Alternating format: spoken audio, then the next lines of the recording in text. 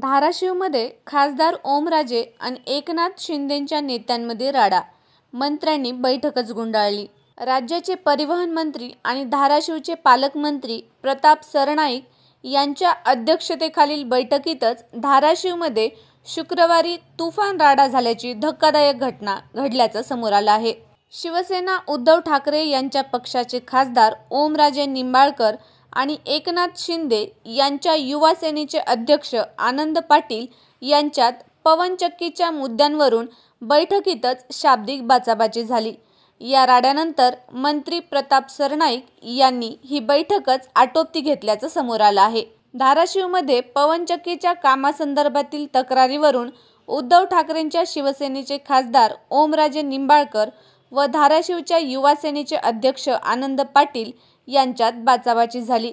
यानंतर बैठकीत मोठं तणावाचं वातावरण निर्माण होऊन एकच गोंधळ उडाला. पालकमंत्री प्रताप सरनाईक यांनी बोलावलेल्या बैठकीत खासदार ओमराजे निंबाळकर उपस्थित होते. ही बैठक शेतकरी तक्रारींसाठी होती, पण त्याच वेळी एकनाथ शिंदे यांच्या युवा सेनेचे अध्यक्ष आनंद पाटील आपला मुद्दा मांडत होते.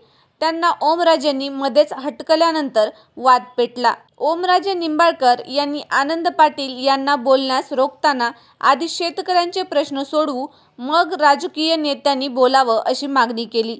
यानंतर आनंद पाटील यांनी जिथल्या तक्रारी करतो त्या गावात तुमचे मामा ठेकेदार असल्याचं वाक्य उच्चारताच ओमराजेंचा भलताच पारा चढला. खासदार ओमराजे निंबाळकर आणि एकनाथ शिंदे शिवसेनेचे आनंद पाटील यांच्यामध्ये शाब्दिक चकमक झाल्यानंतर दोन्ही ठाकरे आणि शिंदे यांच्या शिवसेनेचे कार्यकर्तेही आमनेसामने आले.